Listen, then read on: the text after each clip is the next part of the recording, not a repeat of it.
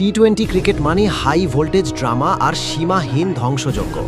আজ আমরা দেখব টি-20 ইন্টারন্যাশনালের ইতিহাসে এক ইনিংসে সর্বোচ্চ রান করা 5 জন এলিট ব্যাটসম্যানকে। চলুন শুরু করি। Number 5, Abhishek Sharma, India. এই ম্যাচে অভিষেক ধ্বংসযজ্ঞ চালাচ্ছিলেন। 135 রানের সেই বিধ্বংসী ইনিংস তাকে ইন্ডিয়ান ক্রিকেটের নতুন পাওয়ার হাউস হিসেবে প্রমাণ করে। Number 4, Phil Salt, England. এই ম্যাচে সল্ট কোনো সাধারণ ইনিংস খেলেননি, খেলেছিলেন এক টর্নেডো।